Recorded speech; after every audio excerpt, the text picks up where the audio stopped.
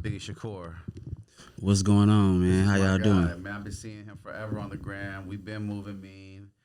He's in the building right now. How you doing, sir? I'm doing all right, man. I can't complain, man. How you doing? I'm doing great, man. You had a good 2020? Nah, man. Nah, I mean, it's been all right, but Said nah, man. like quarantine, everybody dying. Quarantine. It ain't been that good, man. It's been rough for me as well. I had a family member pass, man, so it's tough. And From COVID? I don't know, bro. It's kind of some mysterious attributes with that, to be honest with you, because I know my dad said he had felt ill a couple weeks before he passed, and it was definitely in that COVID time. So we really don't know what happened, and I don't know if it was COVID related, because by the time he got to the hospital, he was dead, and they didn't want to do the test for that. So I kind of feel probably responsible because I was, visiting him a lot, and I don't know if I had done anything. It's fucked up. Man, I send my condolences, man, and it's not your fault. Yeah, thank you for that, man. And I didn't take it as that. And everyone has a time to go. Have you involved with some death lately with the whole situations? Just a couple of I'm just a fan of music, so a lot of people in music been dying. We had Kobe Bryant died. Kobe Bryant hit me personally. I don't know why. For a whole day, I didn't really, I was in that mood. It was just weird. I felt like I grew up with Kobe, man. I wasn't a Laker fan growing up. I was a Warrior fan, but when the Lakers won those championships, I felt like they're kind of doing it for the West Coast, and so I loved Kobe for that. And when he died, it was just sudden, bro. The helicopter crash. Yeah, man. It kind of hit me too. I'm not really a sports fan, but just as an icon that he was, I could see him doing so much more. I could see him working in the industry for like another 40 years, like he was just getting started. So like it kind of hit me that way. Yeah, I think he was going into his entrepreneurialism. Yeah. And he really didn't get a chance to take off with that, so that was unfortunate. He had a pretty above average life, you could say, though. Nah, he had a great life. But I think what hit me the hardest was he had his daughter with him. Yeah. At the time, I didn't know if it was because it was rumored to be all of his daughters or two. So it just sucks that it had to be her because I was they were really close, man. Kobe went to all her games. I studied her a little bit too after the passing and just had found out a lot about her and how Kobe was transitioning for change. I really felt like Kobe was going to get the first female NBA player in the NBA. Yeah, he most definitely would have changed the face of the women basketball, and looks like that's what he was trying to do through his daughter. For sure, and that's what I seen. I think he would have made it happen. I think in his lifetime, Kobe being gray haired and all, we would have seen a woman basketball player play some minutes in an NBA final, in an NBA game, which is not that crazy, right? And I know you don't follow sports, but I follow sports. These girls can ball, man. I see them, and they can play some minutes. They can get some points. Yeah, I seen Skylar and Lisa Leslie. I know a few of them. Lisa Leslie could get some points in the NBA, without a doubt, without a doubt. And there's some guys that can't. Rodman can't score. You got some better scorers than Rodman in there, But how's life going? What else you been up to? I mean, we know we talked off air about some pretty interesting shit out there. I know. It's funny when you said about Messy Marv. When Messy Marv first got out of jail, I was at the last location. He was at our first stop. I felt like we were in first studio out of jail because he said he just got out. And funny story about Mess, man. He came to my studio, and I didn't know who he was, so I was like, "Can I get your Instagram?" And I didn't recognize him yet because he had the hoodie and the shades on. He's like, "No, I don't want to give you my Instagram." I was like, "Oh, okay." I was like, "Damn, that guy's kind of rude. He's not gonna make it with that attitude." Like, what's wrong with him? Yeah, he has the attitude like he's not gonna make it in life. And then I find out, I'm like, "Oh, fuck!" I feel like such a jackass mess, and I'm like, "Fuck." So when did you find out? Like after you left, or some homies told me like, "Hey, that's Mess. I brought Mess to your studio, man. He's just first one at first studio. He's got a job. Brought him to you, believe?" I'm like, "What? That's Mess in there? I'm such a jackass, bro. I didn't know." And then some apologizing to Mess, and Mess is like, I don't even know what you're talking about. I'm just trying to record. And then we're talking later. He's a really cool dude, man. This is kind of before he kind of went, a little, out there. This is before, you could tell, like, he was sober, fresh out. He was a really nice guy. And then I had to tell him at one point, like, Mess, can you stop cleaning my studio? He was cleaning up. He was cleaning up. He was cleaning up after everyone. Yeah. And I'm like, Mess, for one, this is kind of a shitty studio, Mess. So can you stop cleaning? I was like, because we should be doing that, man. You're a legend, bro. What? That's funny, man. Yeah, he's like picking up the cup. He's like, nah, I'm a clean. It's just what I do, man. I'm like, okay. Man, he said that's what I do. And I was just bewildered looking at Messy Marv clean my studio. Like, bro, this guy's like my Mexican homies. You should have been like, Messy Marv. Hey, you should have been like, man, if rap don't work, I got a job for you. Yeah, because you clean pretty good, man. Sure. Yeah, he really did clean detail. His back was into it. It was crazy. I was like, damn. But then you had him at your last podcast interview, right? Yeah, I interviewed Mess right before he went down. And he's in jail right now, right? Yeah, he's in jail. Okay. Yeah, that's why you haven't seen him on the gram. Yeah. He makes the gram lively. Yeah, man, he's a pure cat. He's a J cat. Was he like that on your show? Like the craziness that we've been seeing? Yeah, he catted off a little bit. It went viral a little bit. Interview, right? Oh yeah, it did go viral. It did go viral. It's good barrier content right there, my friend. Yeah. Well, the reason why I did the interview is because I had hollered at Matt at Thizzler, and I was like, "Yo, Matt, why haven't y'all got Mess up in there?" And he was like, "Well, he's kind of." So I was like, "Okay." So before I hollered at Matt, I had hollered at Mess, and I was like, "I could for sure get you an interview at Thizzler." He was like, "All right, let's do it." So I had to give him the bad news, like, they going a different direction, you know what I'm saying? But I was like, but I do it. And he was like, all right, let's do it. Didn't skip a beat. He was down with that scenario quick. Yeah, he was down with it. He was cool with it. He was like, let's do it. Let's put it together. That's awesome, man. That's the Mess that I met at my studio. Yeah. So I just wanted to show a different side of Mess that people didn't see. That is his side, isn't it? He's a cool guy. Nah, well, like I had seen a couple of interviews that people was doing on him, and he was looking. They just had him looking out there looking bad. You know what I'm saying?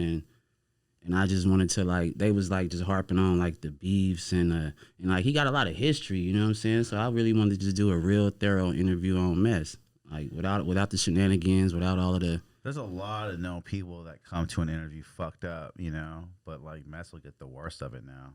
Yeah. Just because that's we feel comfortable portraying him in that light. Mm-hmm. We've gotten.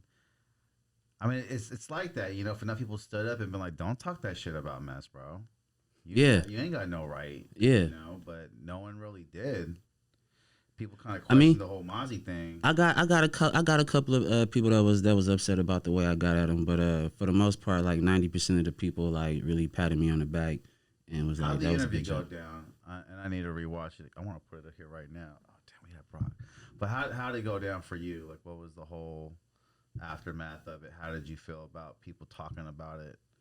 It was good. Like I said, a lot of the people they received it really well. But you always got your haters. People that was saying that I should have did that off camera. I should have talked to him because I don't know if I asked him about his drug abuse and I asked him about beefs and stuff and I kind of asked him if he wanted to squash it. I was trying to make it good for him. You know what I'm saying? So he could live out here because he was kind of making it bad for himself. What happened? Well, he denied the drug that drugs was the reason why he was declining. And okay, all right, yeah. Yeah, so and I fall back I feel like drugs is the reason why you declining. Oh, so you pressed him on that? Yeah, a little bit. Wow. But so you did catch heat for that. I bet. Yeah. People was tripping over that. But at the same time, the only thing that made me mad is people say that I was doing it for clout.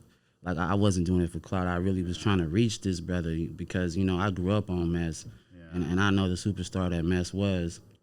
Yeah. And you're being honest. Nah, for real. And I don't think what people would comment on that if you weren't. And I think they didn't say you were being a liar. They just felt it was a little brash. But that's how Charlemagne makes his whole career. And if you know Charlemagne, no one wants Charlemagne. They only want Charlemagne out of the Breakfast Club. No one will ever not want Charlemagne out of it. But I know that's what your intent wasn't for a shock DJ thing. Nah, and you know, but it and was the content we think that's right. And I'm over here telling you that I think see, that's right. look, and I'm glad you brought up Charlemagne because as an interviewer, like he's one of the guys that I look up to. Really? And it's not. I don't look at him as a shock dude. I look at him as asking the real questions. You know what I'm saying? He thinks what's on your mind. Yeah, I mean, we're gonna ask what's the elephant in the room. What you thinking? Believe if you just got caught with 3 prostitutes before we came here, I'm asking you about it. I think you deserve that, right? You know. So I'm gonna ask you about it. Like, yeah. So what happened with the 3? Out there, you know. So what happened with the 3 prostitutes? You know what I'm saying? Like, I'm gonna ask you about it. Well, you know, I was horny. You know. Yeah. There were 3, not 2. Or you could just be like, no comment. I'm not gonna say that. You know. Why am I going onto a platform with no comment? I hate the no comment. You know, and I praised you as a media guy to ask that question. Because we have to ask that question. It's what you want. People comment on it for a reason. You know what I mean? They want to know. They want to know why Mess was kind of acting the way he did. We all think it's drugs. Yeah, I mean, and you'd it be is crazy to come on this show and be like, oh, you know, that wasn't about drugs. You know, it's like, okay, I understand Mess is a legend. That's why Mozzie wanted to give him a chain. I think there was even a rumor that he had sold that chain for drugs. Now I'm not trying to bash. Yeah, I mean, of course. Also, you heard the same rumor. Of course. So I'm just saying, like, this is just if you know how Bay Area people talk, that's what we go to. I mean, of course he. I mean, he had to. You know what I'm saying? The interview. Care about that Mozzie chain, obviously. Yeah. I mean, I haven't seen it surface. I mean, I really don't know. Yeah. So we don't know. You know. And when my client had said that, I said, hey, this is where the mindset of Bay Area people are at. Mm-hmm. Where's the chain? Yeah. Did you sell it? Like, where the chain at? Rocking it. Where's it at? That's funny to me, but it's kind of brass tacks if you're straight to the gut. Like, are you a druggie, bro? Yeah, man. I mean, I didn't want to like embarrass him like that, but he it's like he started to feel himself. So, you know, the more he started kind of retracting a little bit, body language like, right? Yeah, he I mean, you know, he was like, I just put out the hottest album, can't nobody fuck with it. Well, I was like, you know, well, it ain't really, it's cool, you know what I'm saying? But like, so that's, and I'm not trying to diss the man, you feel me? I'm like, and we got to the bottom of it. I haven't heard the album, Biggie, so yeah, it's pretty cool. It's cool, but it's just not the mess that we used to. You know what I'm saying? Like sloppy? It's pretty cool. Yeah, because like we got down to it. He said that he freestyled the whole album. He didn't write nothing down. That's so yeah, I was about to say when you say it like that, it's really impressive. But still, knowing this, you know, like that's just like if Jordan was like, I was freestyling. You know what I'm saying? I really wasn't practicing. Oh, I meant that's not impressive. No, I don't like it when people come to the studio and say that they freestyle. When their main part of the pride of the comment is that they freestyle the track. I think that's fucking horrible. Like it's like, okay, I see why it sound like that. That should be an aftermath media standpoint, not a before the song. You should feel good about why you did that standpoint. Yeah, and I'm just like, no, that's laziness, Mark. Like, exactly. But I see the point. Like E40's a builder. He builds it by 2 bars and 2 bars. So maybe he was doing that. I don't know. Yeah, I don't know. But you don't know the process. Yeah, but I told him like, you know, like just pretty much like, you know, I feel like if you sit down and write, you know what I'm saying, like classic. Yeah. Which we all seen Mess do. Yeah. Classic albums. Classic. Man, I've been listening to Mess since I was like 17 years old. Like me too. Yeah. Like for real. I used to in high school with him with these like Norteño dudes, and they fucking adored Mess as a god. Man, everybody loved Mess, man. As a god. And the powder and the lifestyle and the you know what I mean? Yeah. He had the slow tempo voice before Future, really, you know. So yeah, no, Mess was a legend. I love Mess. The whole Messy thing, the Mozzie thing was. Did you ask him about that? Yeah, I asked him. He said he had a 50 song. He left 50 songs with Mozzie, and Mozzie gonna chop it up and put it out as he put it out. And he was like, after Mozzie make his money back, he'll retain ownership of the records again. That's a pretty cool deal. So I guess it's It probably. never went down though. It did. The So last. Mozzie did release the music. Yeah, the last album. So I think he he dropped the last album, a solo album with Mess, and then he dropped the album with him and Mess. So that's probably about like what's that? Like just like 12 and 12, like 24 songs. So he probably got about 2 albums left. That's not a bad deal, bro. Yeah. So Mess, he said he Mozzie was looking out for him. yeah, Mozzie was looking out for him. Wow. And I mean that's what you're supposed to do. Like if I was in position right now, I would go get every rapper that I used to like and mess with too. Right. It's like a monopoly of rappers. That's why Mozzie did it. He said that was kind of on like, you know, his greatest rap list. I mean, if you listen to Mozzie, it's not hard to tell who he used to look up to. Yeah. He sounds just like him. He really talking about it. You feel me? That's Mess. With the hooks. That's Mess, bro. Yeah, with the hooks. Yeah, that's what made everybody just. It was a familiarity. You feel me? That's what made everybody just lock in with Mozzie like that. Yeah, because he got a hard flow and he draws it out when he needs to. Yeah. You know what I mean? I love his flow, man. Yeah, Mozzie is sick. He the top. Yeah. It's interesting to see that beef he has with D Lavish, right? Because D Lavish was the more real street dude. You did see Mozzie before he was big. He was just kind of in regular clothes, you know what I mean? Mm-hmm. But I don't give a fuck. You know what I mean? Like, I don't care if he was bummy. I mean, I don't know. Man. And I see D Lavish's point, and I'm not against D Lavish. He was the realer dude. I can't say right? he was the realer dude. I you know if Okay. the pictures show that he was living a little better. Pimping. He was living. I don't know about that. I'm not gonna judge. I don't know about that, but I could say the pictures show from in the time frame when he was out and Mozzie was out that he was living a little better. I don't know the street politics, but I know that one thing is this is a real street beef, so I don't really want to speak on it, too much. Touch on that. Yeah, because I don't know the specifics, and I just don't, I just wish that they could squash it, just for Sack, because I'm an old school Sack fan. Like, I like Sebo, so it hurt me that Sebo funking with Mozzie. Is Sebo involved in it? I mean, yeah, like, I didn't know that Sebo was involved. Yeah, so, like. I like Sebo, too. Yeah, but it's like the street, the music nowadays is like the streets is really involved in the music, so it's like intertwined. So it's like real beefs, like, like King Von and the dudes in Chicago, and with the Mozzie situation, it's like it's before music. Well, I was just having that conversation before that music's not as fun as it used to be. Nah, not at all, man. It ain't no dance records, ain't no kid and play. We have a right to talk about this, but that's how weird like, it is. Hey, but look, where's the kid and play? Where's the MC Hammer of today? You know what I'm saying? Where they at? There's none of that. I guess you could say Lil Yachty or somebody. Hip hop was fun back then. Man, it was fun, man. It didn't have to be gangster to be cool either. It was so many spectrums of it. You know what I'm saying? Like you could like literally if you turn the radio on, you could dance. Yeah. You could be gangster. Yeah. You could be in love. Like the whole circle, it'll go around. But now it's not fun. It's politics. Man, now it's politics. Man, now it's gangster. Man, it's you gotta have your 40 with the 30. You know what I'm saying? Well, tell me about it. I'm over here doing media and I can't talk about half the shit that's great. Like SOB and RBE when they broke up. I'm not going to talk about it, but no one wanted to talk about it. You can't find more media. You can find light media on it. I mean, because like I said, because it becomes it's like real street shit. It's not like NWA and Ice Cube breaking up. Like nobody's going to get hurt. You know what I'm saying? Yeah.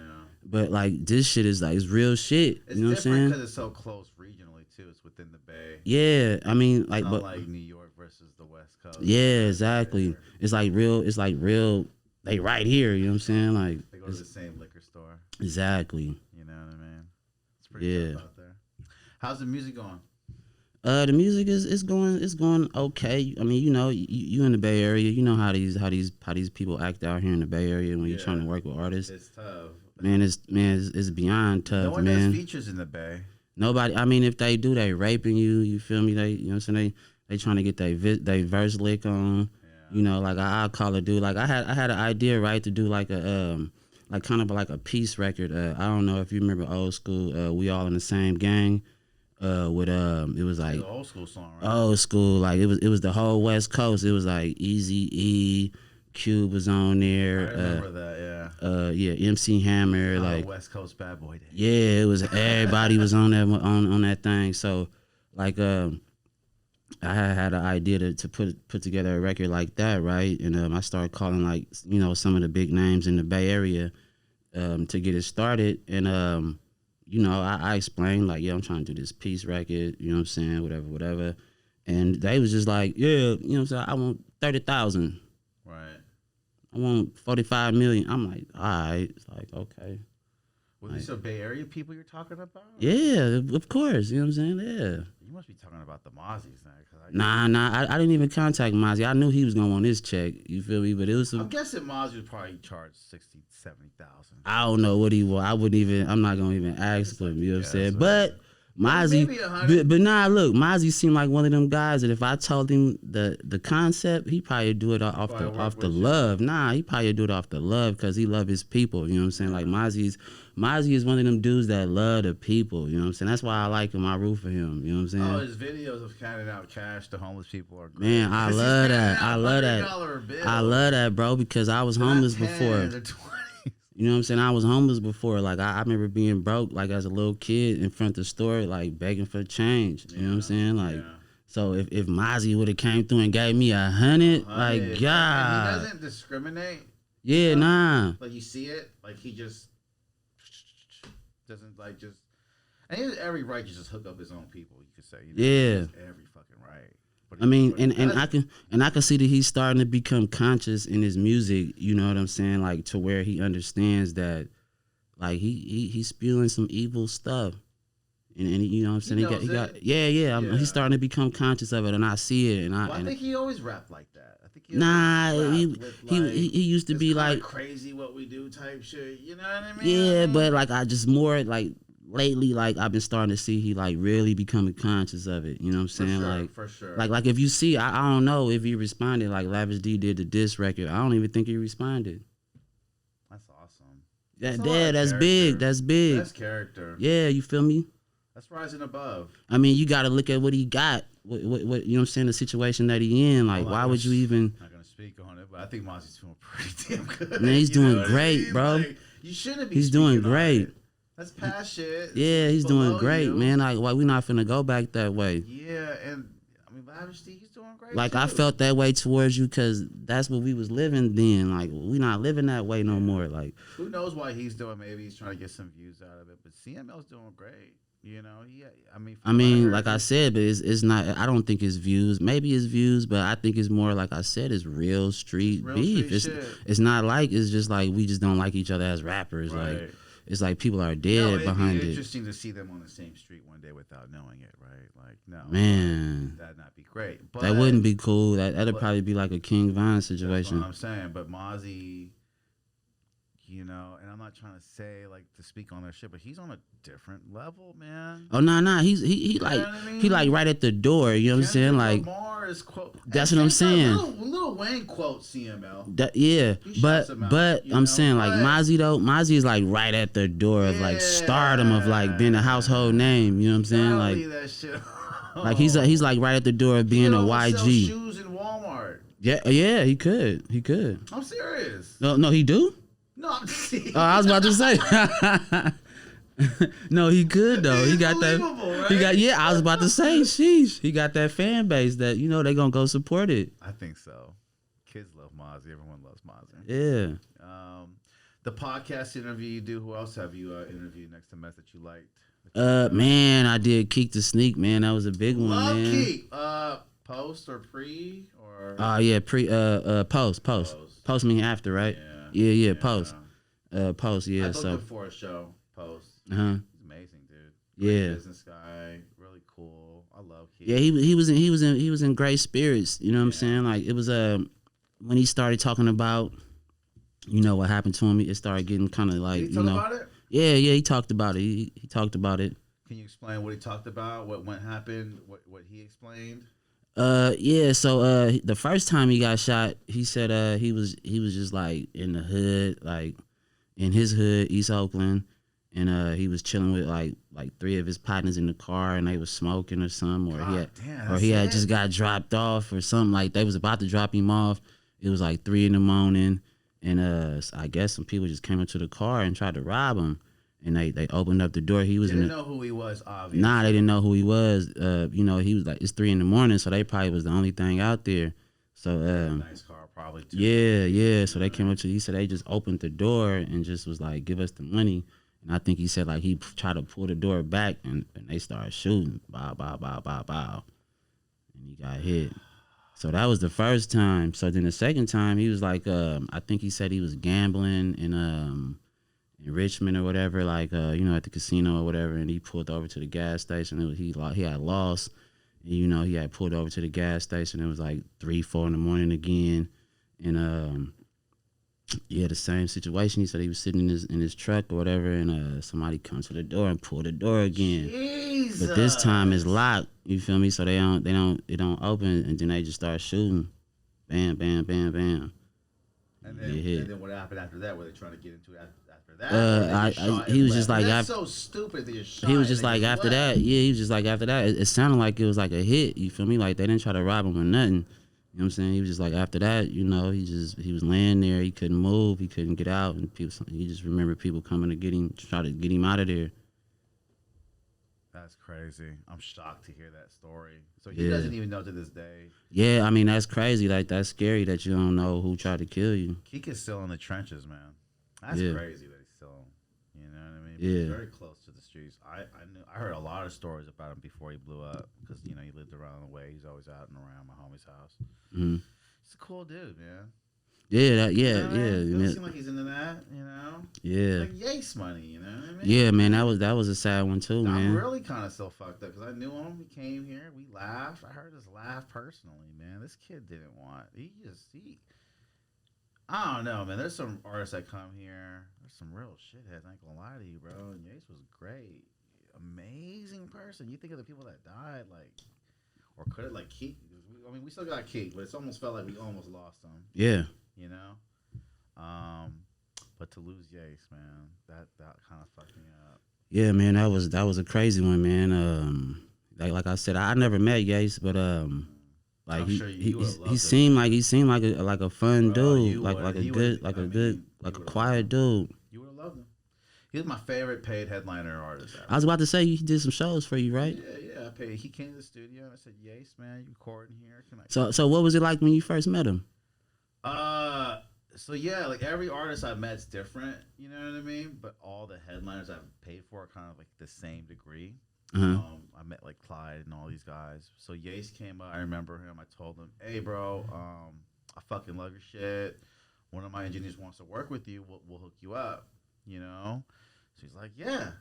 So he came by the studio. I hooked him up with this kid I was working with at the time. I was trying to develop him. And Yace came through. He said he loved the sesh. He vibed with the dude, got his beats from him, and he had some songs produced with this kid. So, kid's like, "Yeah, man, Yace loves me, bro." He's just so shocked and then wondering, you know, that I made it happen. That's what it's all him. about, man. That's what it's all about. That's what it's all about. I knew Yace needed some free studio. You know what I mean? Yeah.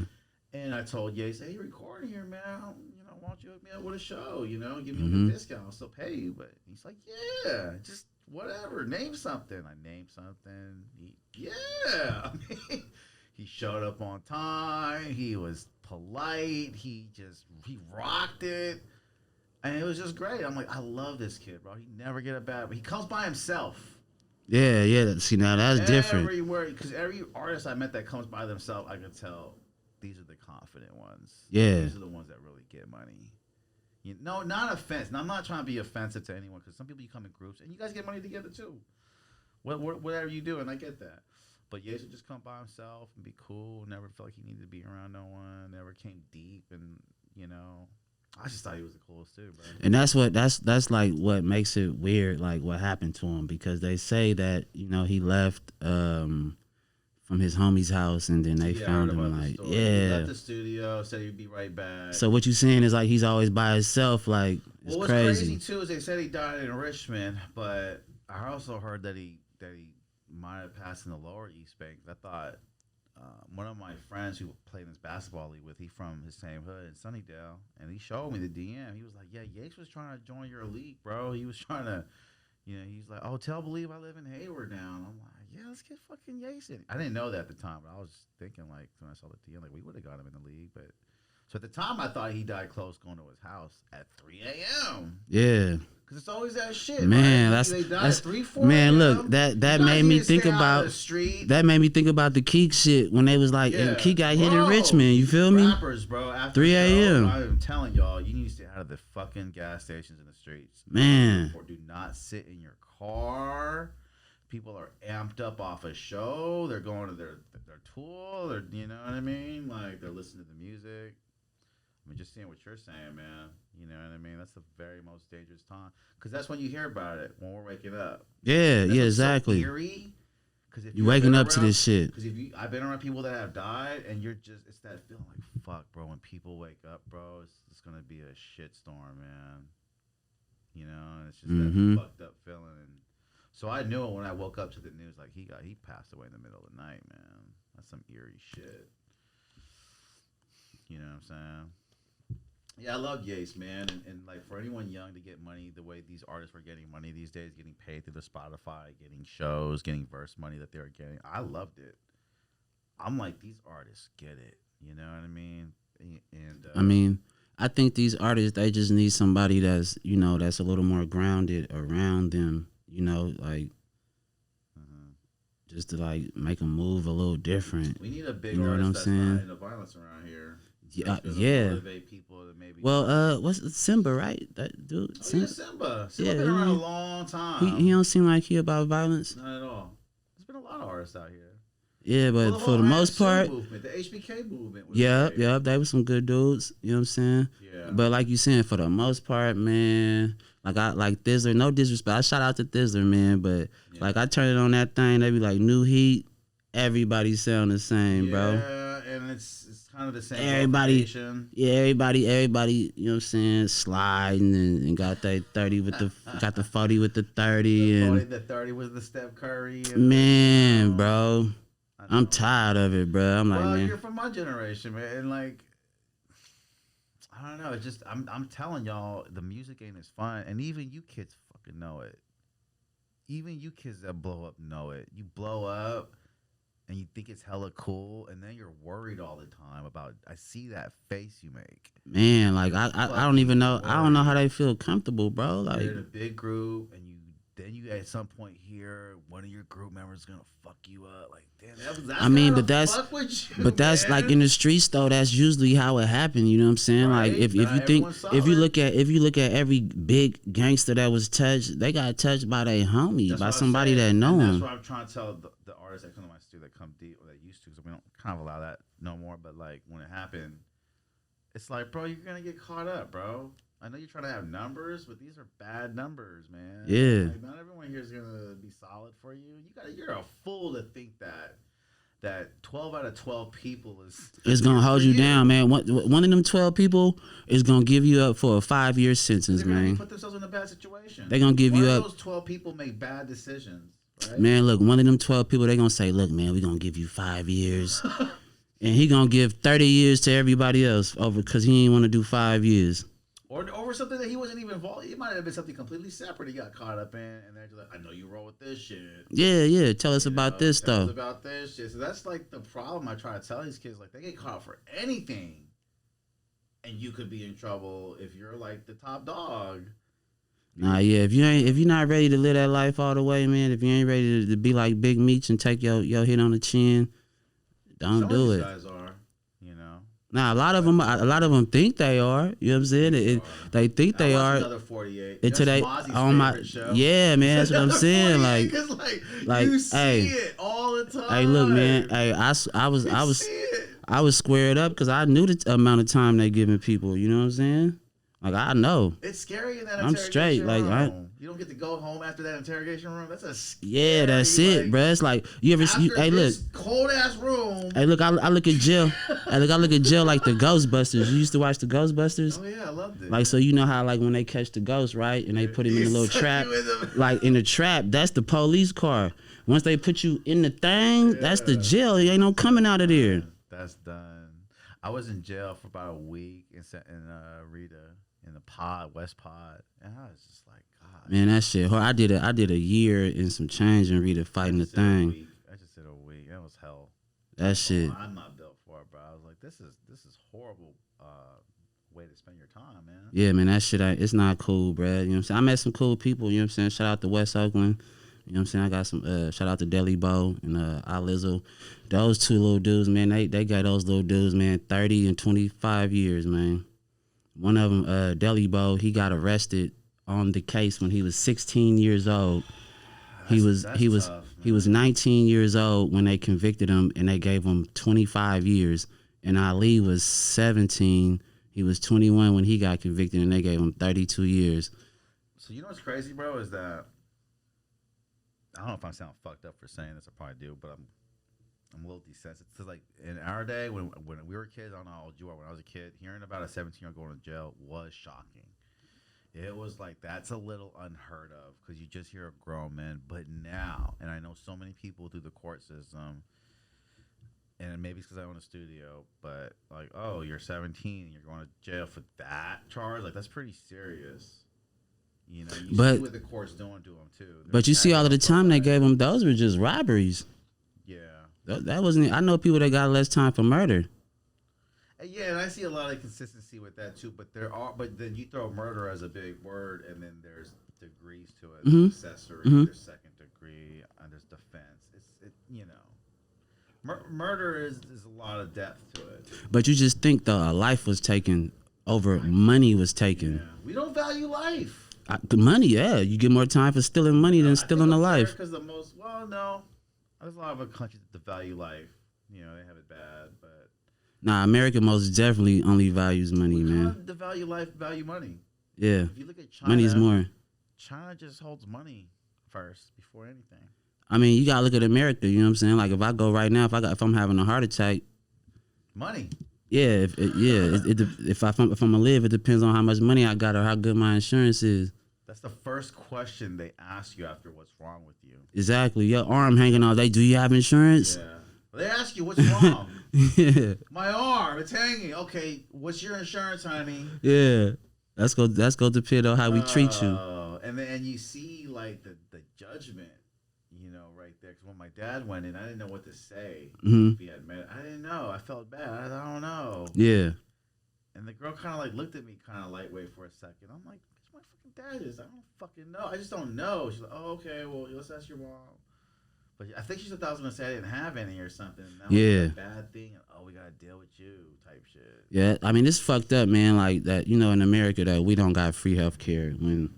It's third world countries that got free health care and better health systems than we got. Yeah, that's true. You have seen a documentary about free health care though. It's not always best though. You know, there's a lot of loopholes in it. Yeah, I watched some document on free health care and the way governments abuse it. Uh-huh. You know, if the system is good, then it's good. But if the system is corrupt, well, the system is always corrupt when it come to America. That's the problem. You know what I'm saying? So you have very smart people who know how to finesse numbers. Yeah. And you know. That's why it's the way it is right now. You know what I'm saying? That's why you got Martin Scarelli. You feel me? He charging. That guy's a snake. You know, bro. pills that was costing $2. He came in and charged $50 a pill, or was it even more than that? We should release that shit, man. I don't know. I know RZA should just drop it. Shit. I know RZA still got the. I know RZA still got the masters and shit. No, yeah. He got the masters. That's the point. But still, I know he got something. Come on, man. He's not supposed to. I know RZA. Come on, man. RZA. Hey, RZA is a. Hey, listen to me, man. RZA is a nigga. He's smart. Listen, RZA is a nigga first. He from where? He from? He from somewhere in New York, but that boy smart. Like he ain't finna let that little geek, little white boy get the only Wu-Tang album. I do want to talk about that though because RZA was smart, and I'm not trying to diss Wu-Tang, but like I don't know how well that album would have done. You know what I mean? With what label owns what. Nah, man, like Wu-Tang got a crazy following, bro. I know, but I felt like he took that deal because he know that deal was just a little bit better. But it was shady. It was shady because the rest of the Wu-Tang clan didn't benefit from it. They never do. They never. That's do. why I don't really rock with RZA like that. You know what I'm saying? Like, of course he the brains of the whole clan and all. Diddy before P Diddy. Yeah, take that. But Master P too. Was Master P shady? I don't know. I never heard Master P was shady. Well, you know what? Because I've heard. I ain't heard no artist that got raped by Master P. Well, that's King George. Oh, come on, King. I never even heard of King George record. King George was on the first True. I never heard first of TRU. I never even heard of King George. The only King George record. Blew up and then went back to the South and then gave his family, who never had any buzz, all the light. Yeah, I mean, he was smart though. He got the game from the Bay Area. Look, he tried to rock. If you seen the documentary, he tried to rock Master P at all, bro. Hey, I love Master P, bro. Like Master P is one of the dudes that I looked up to. If you're my age, he screwed over the whole Bay. He set the Bay back. Nah, he didn't. Them niggas screwed over him. If you watch the documentary, if it went the way the documentary went, I haven't seen the documentary, so I gotta watch it. Bro, you gotta watch that thing. I'm glad that it shed that light, because the ignorant media light was that he blew up. Nah, he everything that he wanted in the Bay. Nah, look, what happened? Look, it's the same as I'm telling you right now. Like, listen, I'm look, I'm trying to work with artists, but they got they hand out. I respect it, you feel me? But I don't got no big bag like that to get started. So you know what I'm saying? In the Bay, people is just used to this independent game, and they a little more like, I don't know. He went back to New Orleans, and everybody was hungry and wanted to rock out. Yeah, sorry about that. It's all good. They went out. Yeah, I mean, I want to see the documentary's point of perspective. That sounds good. But I mean, I think it was executive produced by. Oh yeah, move this over. All right, sorry about that, Biggie. Go ahead. Yeah. I said I think it was. I don't know if it was executive produced by Master P or BET. That's true. Is BET still around? Yeah, they owned by Viacom. Oh, okay. You watch BET still? Nah, man, I ain't watched BET since Free left, bro. Since Free left 106 in Park. That was on there. She's so 106 in Park. Man, I ain't watched it since she left. Why doesn't she post on social media? I don't know. What is she doing? Like, where is she at? Like, People for real. wonder about Free. You know what girls don't get enough light and they're sexy as fuck? Who? It's city girls. What? You think they sexy? You don't think they're not? Hell nah. Tripping, bro. Yeah, one of them is alright. Sexy? One of them, I don't know their names, but one of them is alright. See, you don't know. This is my problem. No, I be seeing them. I be looking at them. One of them for sure. One of them, really good, man. One of them for sure. I'm not gonna mess with. But the other one is alright. I think the one that was messing with the one that was in a relationship. What's the one that was in a relationship? She was with like one of the little producers or something. I think she was the cute one. There's JT, and then there's Miss Miami. Miss Miami, she bad. Okay, I like Miss Miami. Yeah, Miss Miami, and I'm about to run that track. When I first heard her voice, I thought, oh, she a big girl. I don't know why I thought that, but she had like the nasally voice. Yeah, like, yeah. She's a big girl. Look at her, damn, she's bad. Like, I hate that because the voices always fool you. Yeah, for that, sure. Like, the voice never matches. You know. Nah, like, yeah, for sure. You think Ja Rule is 6'4", huh? You know, but to know he's like 5'7", he's the guy you pick last on the basketball team. Yeah, what would I do without you? Yeah. You think he like? I met Bone Crusher. Oh yeah. Yeah, Bone Crusher. You remember Bone Crusher? Yeah, I remember Bone Crusher. But I was living in Atlanta when Bone Crusher came out. I love Bone Crusher. So can I tell you my Bone Crusher story? Go ahead. Yeah, so I did a show with Bone Crusher, and he came out to the West Coast. So I was like, yeah, I'll book you, man. And I had arranged this nice car to get him the day of the airport, and my homie flaked, right? So I was like, you get to meet Bone Crusher, and then he just flaked. So I was like, man, I got no car to pick. This is before Uber. So I was like, I got no car to pick this dude up. And my boy Tommy had this like 2-seater pickup truck that was an old school Toyota ones, you know what I'm talking about? Oh man. Sometimes they take the they just spell toy with it or something. Yeah. So I was like, bro, you gotta go pick up Bone Crusher. he's like, what? In this car? I'm like, bro, I don't have a car. And I had a car, but I don't have time to go to Frisco. So like, you gotta go grab it for the airport. And he's like, fuck. So, you know, he's kind of worried about the car situation. And then so he goes over and picks him up. And then he calls me. I'm like, yo, I got Bone Crusher, man. I'm like, yeah, how's he doing? He's like, oh, he's fine. He's great, bro. He's chill. So I guess like he ended up coming to the studio later, telling me like, yeah, I went to the mall with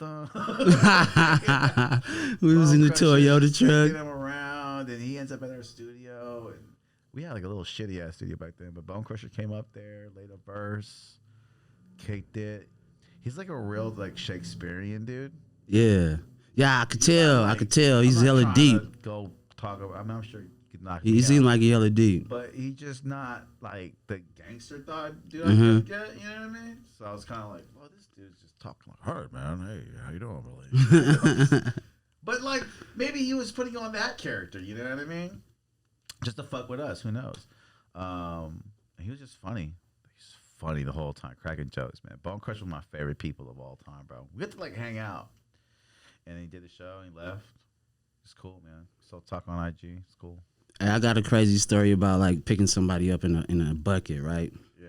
Who was it? So like one of my friends, right? His dad is LeVar Burton. Like I don't know if you know LeVar Burton from Roots. What else he was in? Star Trek. Okay. The black dude from Star Trek. Okay. Yeah. Yeah. So him, right? So I'm in the bucket, right? I spent like $350 for this car, man. I'm talking about the springs is popping out the seat and shit. Like it's messed up, bruh. So he like, hey man, my dad just came at the airport. You know what I'm saying? Can you take me to go pick him up? I'm like, in this? He like, yeah. I'm like, nah, bruh. Like we gotta, you know what I'm saying? Like, nah. He like, yeah, like it's good. Don't trip. So we pick him up, right? Like we go to the airport. So I'm spooked. I'm thinking TMZ gonna see, like, be like, yeah, look what LeVar Burton getting in. You know what I'm saying? So we pick. LeVar Burton. Yeah, you know what I'm saying? So I pick him up, right? So he get in the back seat. So, you know, I look back at him. I just, you know, hey, LeVar Burton. It's my first time meeting him. You know what I'm saying? So I'm like, hey man, like, you know, I apologize, you know what I'm saying, for the car I'm picking you up here. And he just, hey, no, he was on, you ever watch Reading Rainbow? I know LeVar. Yeah, so look, he sounds just like Reading Rainbow. Yeah. So look. Oh yeah. Hey, look. So look. He sounds the same voice. Yeah, the same voice. So look, he like, oh, it's okay. He's like, I've been there before. Like, you know what I'm saying? He was like, I had poor transportation.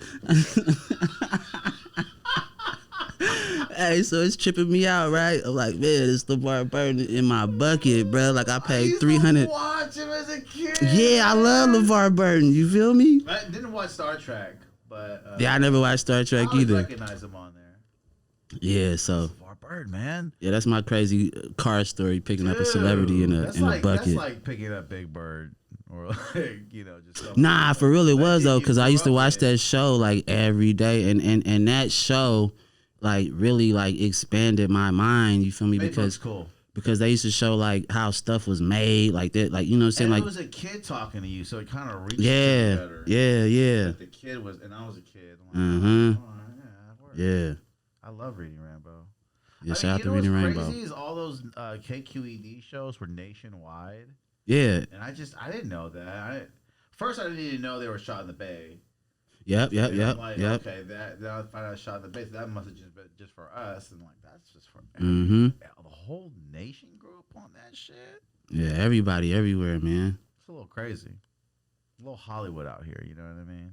Like it wasn't in just a little bit, just a little bit. It wasn't in LA though. It was in San Francisco, which is just different. And like KQED, that's crazy. Like the Dumbarton Bridge, that's like right by my house. So we used to see that. Oh, what? No, that wasn't KQED. What was that place? It was one of them little radio stations, but I think it was a bounce station. Yeah. By the Dumbarton Bridge. Yeah. KGO, that's it. KGO. That's a bounce station. Yeah. They play bounce music right now? No. There's no filming over there. That's just like where the signal hits. Oh, it's just like it's like a middle spot. You thought they were filming there? Yeah, I know. I thought you were talking about like bounce music. I thought there was like a genre like bounce, like. Okay, yeah. I seen that same station. I thought, yeah, they filmed there, but then someone told me like, nah, it's just a bounce station. Okay, yeah, I thought people used to be in there. Yeah, bro. I don't know why I'm gonna tell you this, bro. You know what I'm saying? I don't like traveling over bridges, bro. You ever hear like some weird like phobias? People got. Hey, I hate that shit too, That's but one of my phobias, bro. Is driving over not the Dumbarton, but just the San Mateo Bridge. Oh, I look, bro. I'll drive around this. I hate the San Mateo Bridge, bro. But hey, look, I don't like bridges to begin with. And the San Mateo Bridge, it's like, it's like the water is right there, bro. The steep up part. Man, and it's like it ain't no rail or nothing. It's like just right there. You have to go up like that. Like tell a boat to Man. go somewhere else. Where's a boat even gotta go? I never even seen no boats over there, bro. What the fuck is that part? Like I cannot. About? Like that's like some fucking people on crank who just let's just go straight up. We don't even need to. The San Mateo Bridge, man, that shit is horrible. Like for a person that has phobias of bridges, because I can't swim, so I always think like, okay, if I fall in the water and I live, I'm dead anyway because I can't swim. That's what I'm thinking. I feel the space beneath the car. I'm like, that's not right. Hey, look, let me tell you a story. Look. Man, the Dumbarton Bridge, my partner car broke down going up at night. I'm done. At night. I'm done. Look, bro, if my car breaks on the San Mateo or the Dumbarton, I could probably take the San Mateo. No, bro. No way, bro. So look, but I can listen to me. Listen to me. So look, we coming up, right? This nigga battery go out and the shit just like stops like right at the top, so it can't even roll down or nothing. So we right at the top of the bridge. It's dark. And like cars, so our battery's dead, so our shit is black, like no lights are on. So trucks is coming like barely missing us, like you feel me? So I'm like, hell nah, yeah, and it's shaking and shit, and all I'm seeing is like black water. You feel me? Like I'm scared to death. So look, God. I'm like, fuck that shit. I'm gonna get out because on the side we on, it's like this low. Like when you get out, like it's to your waist, and then it's nothing. You feel me? You can like fall over. Yeah, I know. So I'm scared to death. So I get out, I look over, I damn near faint looking over. So I just run across the whole bridge because on the other side it's like a gate and it's like a sidewalk and shit. You feel me? So I run across the whole bridge. I just leave them in the car like fuck that. You know what I'm saying? Like I ain't finna die with y'all. Is that a little sidewalk and shit? Yeah, on the other side of the bridge. Like people ride bikes. Hell nah, it's the bridge. Oh yeah, they ride up that. Right? Yeah. I can't do that, bro. But I know what you're talking about though. But yeah, that's a safe part to be at though. Yeah, that was a real scary moment, bro. Like I don't like bridges. Be on the San Mateo Bridge? Oh, bro, I probably just would have went to sleep. The very top. I'd have been right there with you. Bro, I probably just went to sleep. It just. I'm so glad I talked about that, bro. Because a couple people I talked to have the same phobia. Man, I hate bridge. I just got used to it because you know what I'm saying. I live in Palo Alto. If you just made the bridge flat for San Mateo for me, I'd be cool. Yeah. If it was just over the water, but that whole let's go straight. I can't stand. Man, I hate it. I can't stand that part, man. You got big plans for 2021? Yeah, man. Shit, I want to go to a concert, bro. I want to go to the movies. You feel me? That's my big plan, bro. I'm going to the movies. There's some countries. Yeah. I want to travel. I probably want to slide to Africa, Japan. Nice. I want to go to Japan. I want to go to Harajuku. What's Harajuku? You never heard of? What's your nationality? Korean. You Korean? Okay, so in Japan, they got this place called Harajuku. It's like a fashion spot. You feel me? Like I'm real big on fashion. It's like the French in there or something like. Nah, I don't know. It's like a street. It's like a little. Saks Fifth. Is that what it is? Nah, it's more like it's like you probably catch like Bape over there, some shit like that. Oh, okay. You know what I'm saying? Like it's like real real shit. See like the fashion come from Japan first, you feel me? Then it get over here, you feel me? So is that what happens with that? Yeah. So like Japan, they real fly in Japan, bro. Yeah, I've been to Korea, and when I went out there, they were a little bit ahead of us. Yeah. On hairstyles and shit they was doing. Everything, like they real fly. Yeah. Yeah, it's hard for me to picture that. I haven't been out there. I guess I need to go out there and just kind of experience shit. You know what I mean? They say you got to travel the world, man. Nah, yeah, I'm most definitely. I just got my passport last year. I haven't put a stamp in it, but I'm most definitely about to get up out of here. It's a little bit of a process getting that passport, right? Yeah. I mean, you just got to fill out some documents. Okay, I gotta get mine. I've been. It's nothing. You feel me? It's really the most is paying for it. I want to go because. Like the whole thing about traveling is just getting out there, paying for the flight. Once you're out there, stuff can be pretty cheap. Mm-hmm. Where you go, make your dollar go a little bit. Mm-hmm. Maybe not Japan, but like other places like South America. Yeah, well, places where the currency exchange is different. You know what I'm saying? Yeah. Like, cause I was looking at this one spot in Africa, right? Like, I was about to smuggle some diamonds back from Africa. You feel me? Like, In the pocket. like yeah, you can spend 7,000. You know what I'm saying on a few diamonds, and you know what I'm saying over here that 7,000 is worth like 80,000. Well, you know that's what I'm gotta saying? be illegal then. I mean, yeah, I mean, it probably is. You feel me? But if you swallowed it, and you know what I'm saying, like Probably. on accident, I ain't well, yeah. you feel me? Diamonds can cut. I mean, you gotta package it right, but you got people taking in heroin in jails. You feel me? So you They're know, making lab-made diamonds now. You don't hear crazy stories like 4 years ago watching news, and this report comes on. I swear to God, they release reports and they take them off, bro, because this was one of them. And the lady goes, "Yeah, this place is making lab-tested diamonds, lab-made diamonds, where you cannot tell if they, you know." yeah, you can hit it with the after tester. that report, didn't hear anything from that because I was looking for it. Well, them shits is called moisenites. So that Moissanite company did some intense media stuff like, "Don't talk about our Yeah. shit." You can only hear about it through word of mouth. Like, what the fuck is a moissanite? But that's how. I guess you can tell they're from a lab. Hey, check it out. I went to my jeweler. Well, I don't got no jeweler. I don't fuck with jewels. Moissanite. But I asked the jeweler, a popular jeweler. I was like, "Hey, can you make me a piece with some moisanites?" He was like, "Oh, you know about our shit?" "Yeah." Oh, man. And he was like, Did he do this? and he got quiet. He was like,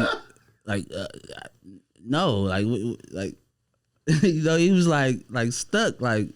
So that's what all these shops are doing. Hey, yeah, man, I'm telling shit you. is moissanite. Hey, man, I wouldn't pay for that bullshit anyway, man. So Only thing it I would comes pay up- for is the gold. It comes up on the reader though, right? Yeah, it's gonna beep. It's gonna go.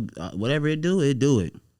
For sure. That's faulty as That's a lot of these people. I mean, but you could tell though because like you know when the light hit real diamonds, bro, it turned glisten. colors. No, Yeah. fuck the glisten, bro. It turned colors. The real diamonds you're saying though, right? Real diamonds, bro. If you like, okay, look, I've been around Jay-Z and Dame Dash and niggas like that to see and Puff to see that the light hit they watches, boy. It looked like Skittles. It looked like they dipped they joint in Skittles. Like real diamonds turn colors, bro. And they know the real shit. They've gotten played so- on jewelry before. You kind of have to get played on jewelry before to kind of know it, right? Yeah, yeah. Because it's a game. I mean, it is like everything. You know what I'm saying? Like I could come out and be a jeweler right now and hit niggas with moisanites. You feel me? Oh, that's probably what. There's some famous jewelers out there right now, bro. Mm-hmm. That's probably what they're doing. Man, come on, man. These ignorant rappers, they don't know what they getting, man. They don't know the difference between a VVS or none of that. They don't know. Right. They don't know Want your Princess shit, Baguette. You want VVS, not moissanite, right? Yeah. Or You do. Princess cut. I mean, but it don't matter. You know what I'm saying? You getting papers on the moissanite. So it doesn't matter then. It's the moissanite's pretty damn good as a fake. I mean, that's from what I hear. Right. That's what I was trying to. You told me the terminology, man. I never knew the terminology before, but I heard about it and I seen it and it went away. So that's when it told me this is something big, bro. Yeah, so when stuff like moissanite come into the game, like I don't even want to buy no real diamonds because I don't think they're gonna be real diamonds anyway. I don't think they Unless like you know what I'm saying, like Jay-Z said, those ain't Rolex diamonds. What the fuck you done to that? You feel me? Unless you like getting your diamonds straight from Rolex, like unless Rolex busting down your watch, you know what I'm saying? Like you don't know. Right. That's interesting. Like you ain't like Rolex, like you ain't even like Rolex got to put your diamonds in there. Like you can't go to a jeweler and get your Rolex bust down. I just remember that story when Filthy Rich was clowning on that jeweler in Southland Mall. Oh, who is that? What's their name? Highline. Yeah. But that was the go-to for everybody. But I ain't even gonna speak on that I shit. don't want to speak on it either. Yeah, I ain't gonna speak on that I shit. think you heard the stories that I heard. I mean, I seen the shit. You feel me? I'm like, I don't know about Seen that. it on video. Yeah. I mean, I just say it's a game for anyone out there trying to get jewelry, man. Yeah. It's a scam. Kinda. I wouldn't do it, man. Go buy you a house, man. Go buy you some property, buy you a land, buy you a camper, buy you something that appreciates, man. Because the diamonds don't appreciate, man. Maybe if you buy from Jay-Z Yeah. at a good deal. Yeah, Tiffany or somebody like that. You know what I'm saying? Like, for real. Like, you got to go to Tiffany. I don't think you're playing, man. Like, where you going to get a certificate? You feel me? Yeah. Yeah, that's true, man. Tell me about that magazine venture you have. The magazine. Yeah, back when the hyphy movement like really started to pop off, like 2005. Me and my business partners, we had a magazine called Hood Star Magazine. That was out there, man. It was well circulated, man. Yeah, man. We worked really hard to get distribution. It used to be a rap group called Them Hood Stars. We all from the same. Just the Hood Stars now, right? Yeah. So we all from the same neighborhood, and one of the guys from the group, they big brother, was my business partner, and which is his name was Nate, and my partner Boo. They came and they had the magazine. I came in like on another part as a VP operations, and we just got it popping. You know what I'm saying? We was interviewing artists. We interviewed Kendrick Lamar. Top Dog himself invited us to his house. You feel me? So I went to Top Dog house and I interviewed J Rock and Kendrick Lamar. You know what I'm saying? Right on Top Dog couch. And that's crazy. That's a good moment. yeah, man. Like I tell you about that story, guys. So we were in LA. We had a publicist, right? So we was up there. We was up there to interview Felly Fell and what's the other dude? DJ Ski. And so we was up there to interview them. And Neo had happened to be in the studio. So we passed out some magazines and I love Neo, bro. Nah, Neo go crazy. Hits, bro. Yeah, he go crazy. Real songwriter and artist. Yeah. So we in the studio, right? And like outside the lobby, I see these three dudes, right? Like they got on hoodies and like red LA hats and shit. Like, so I'm like, I ain't scared, but I'm like, because we inside the radio station, so I'm like, they gotta know somebody. I'm like, but they looked like thugs. You feel me? Like I'm like, who is these dudes? Like, so I kept like looking out the side of my eye at these dudes.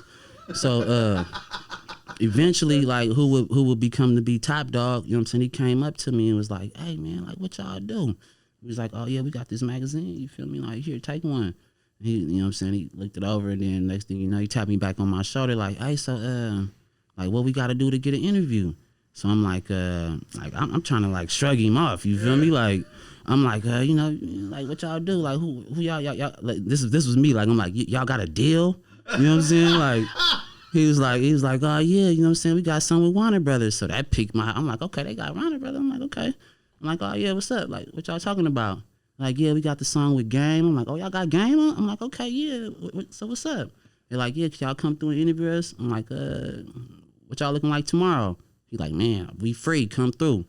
So he texts us the address. We slide through there, and the rest was history. That's how movers like J-Rock make it happen, bro. Snap, I'm available. I want this, let's do it. No fluff.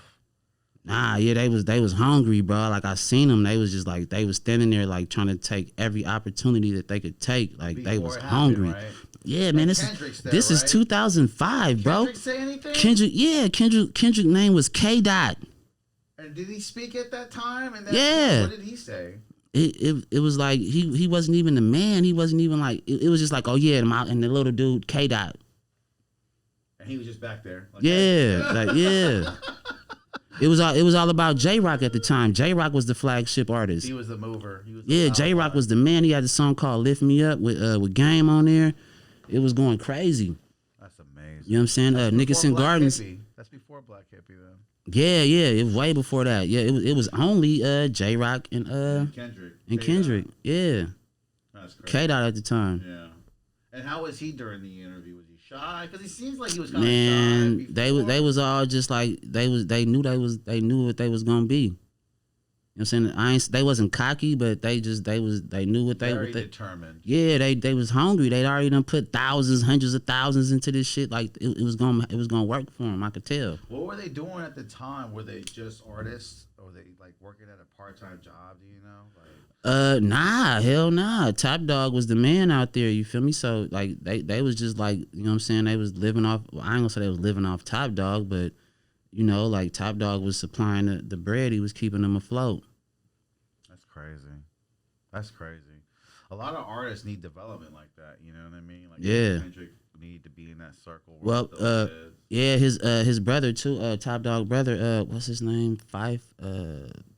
I forgot his name, but he real important though. Like he was there too. That's crazy, like, man. Like he the one that signed like SZA and all of the newer artists. coming on now. Yeah. Probably have it in working with Dr. Dre's label of some sort of form of fashion because they're all connected, right? I think that was Jimmy Iovine. Yeah. I think that was Jimmy Iovine. He was like, I think he hollered at Dre and was like, man, look, we just signed this new artist dudes from Compton. Yeah. You know what I'm saying? I know they were past the torch, man. Yeah. You know, in terms of the new sound and who's out there. Mm-hmm. I for sure Kendrick was giving the torch to me. It felt like for the West Coast, and then. Nah, he wasn't giving the torch. He took the torch. Hey. K-Dot wasn't giving nothing, man. He took that. But there was a concert where like Snoop and Dre were there. Uh-huh. They said, "No, we passing you." Like they. Yeah, I mean they could do that all they want to, but he took that. It's true though. He took that. I mean, he held it down, you know, for us, you know. Nah, for sure. He put if it. he had like passed at that time, he was hella hot. Oh, bro, I don't even want to. Don't even put that in the universe. Let's erase that. But you put him in Let's that erase line that. with like Tupac. Hey, look. Let me tell you something. Look.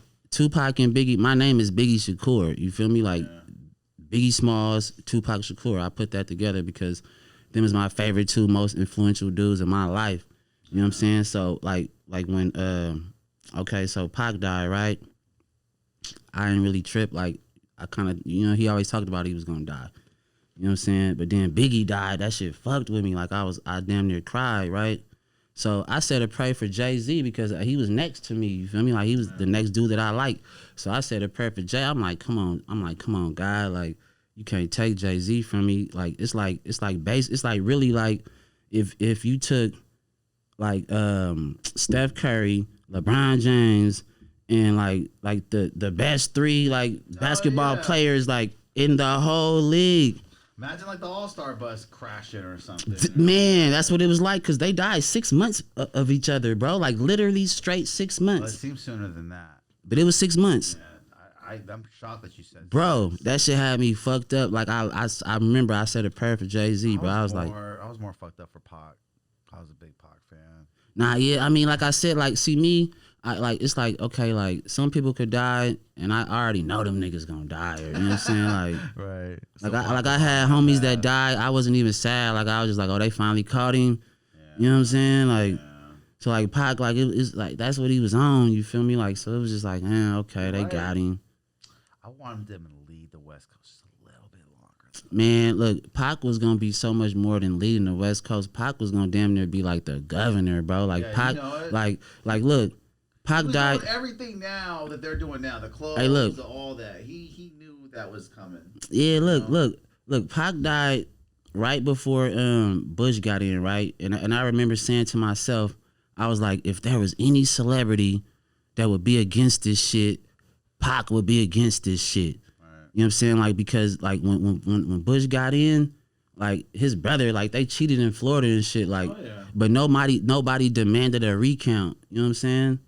Like they just took that shit, and I felt like like Pac would have been like one of them dudes that would have been like, you know what, man, we demand a recount, like we ain't going for this shit. He was going political. He was holding a lot of. Oh nah, he for sure was, bro. Holding a lot of meetings and stuff like that. He for sure was, bro. Like you gotta look at what he come. Vote, Yeah, all of that, man. He would have been involved with all of that, man. Like he would have been involved with so much. Well, Mom being a Black Panther, man. Exactly. I don't think it would have went away. We're out of time, man. But Biggie Shakur, man, you dropped a lot of gems today, man. Thank you, bro. Man, for sure, man. You gotta have me back, man. We're gonna talk about the back part, man. Love to have you back, bro. Follow this man on Instagram, Biggie Shakur. I've been following him a long time. The dude is very solid. Been in the game a long time with me, man. You have your Instagram handle out there? Yeah, that's Biggie, spelled BIGGIE _ Shakur _ You hear that? That man on fire right now. And y'all go follow me. Y'all can go check out, all of the interviews that I got coming up. You got some great interviews out there. Introduction TV, that's on YouTube. And if y'all want to get interviewed, if y'all ain't scared to get asked some real questions, because I'm asking the real questions. Charlamagne your ass. You feel me? Nah, I ain't gonna Charlamagne you, but I'm gonna ask. Like if it's something I want to ask, I'm gonna ask it. Appreciate you having you on the show, my guy. We're going to return. Hope your 2021 is solid. Because, yeah, man, 2020 was some shit. It was fucked up, but we gonna get it together. My God, Biggie Shakur, man. Treetop Podcast. Bah.